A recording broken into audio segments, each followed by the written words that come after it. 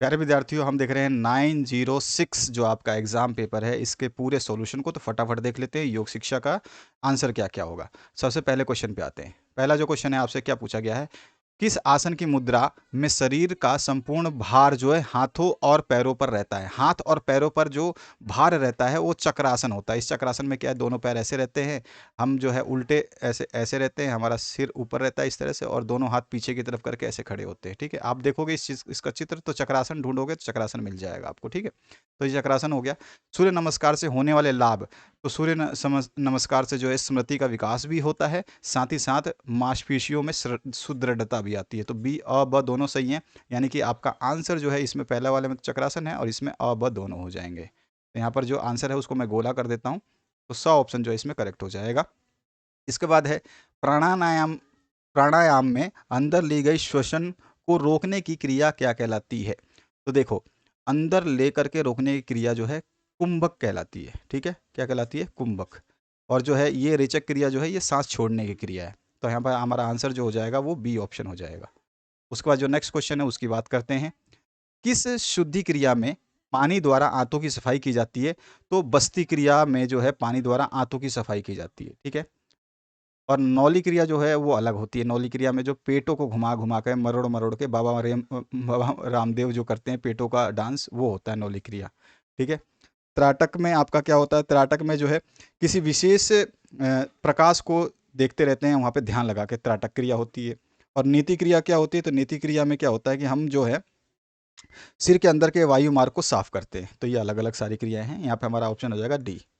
इसके बाद आते हैं, स्वामी शिवानंद द्वारा किस योग संस्थान की स्थापना की गई। स्वामी शिवानंद ने जो योग सॉरी जो योग आपका संस्थान का यूज़ किया था, तो स्वामी उनका नाम था दिव्य सॉरी आपका दिव्य जीवन संघ। ठीक है, ये था, या फिर आपका कैवल्य धाम ये था। तो हमारा जो है आपसे पूछा क्या गया है ये देखिए, हमारा जो दिव्य जीवन संघ है ना, ये इसका राइट आंसर हो जाएगा, क्योंकि आपसे पूछा क्या गया है, स्वामी शिवानंद।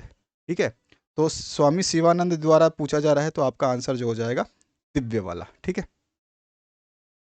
हमारा जो आंसर हो जाएगा, यहाँ पे मैं टिक कर देता हूँ इसको। ठीक है, तो ये जो है शिवानंद द्वारा, और कैवल्य धाम जो है ये स्वामी कैवल्यनंदा थे, उनके नाम से है। और योग अनुसंधान जो है ये विवेकानंद का है। ठीक है ना, स्वामी विवेकानंद का। तो यहाँ पर ये अलग है, तो यहाँ पर बचा हुआ है दिव्य जीवन संघ जो है शिवानंद का। तो ये था आपका एमसीक्यू के आंसर। आते हैं नेक्स्ट क्वेश्चन की तरफ।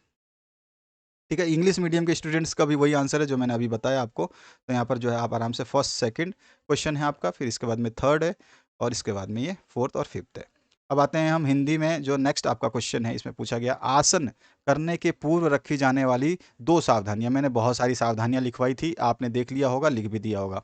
ठीक है, उसके बाद में योग की शुद्धि क्रियाओं के नाम लिखिए। तो शुद्धि क्रिया में अग्निसार आता है, उड्डयन आता है, और नौली क्रियाएं आती हैं, कपाल भित्ति आती है, और भस्त्रिका जो क्रियाएं हैं वो आती है, त्राटक क्रियाएं आती हैं, जल क्षीर स्वमूत्र और गोमूत्र, तेल धृत और सूत्र रबर के नीति क्रियाएं आती हैं, जल वमन जो होता है, और वस्त्र एवं धीति क्रियाएं आती है। तो ये सारी क्रियाएं मैंने लिखी, इसमें से कोई भी आपको दो या तीन लिख देनी थी। ठीक है, आपको ध्यान करके। इसके बाद आपका नेक्स्ट जो पार्ट है, बंद का शाब्दिक अर्थ क्या है। बंद वाला क्वेश्चन मैंने आपको दे दिया था, उसमें सब कुछ बताया था, बंद कितने प्रकार के होते हैं, उसका अर्थ क्या है, उसकी परिभाषा क्या है।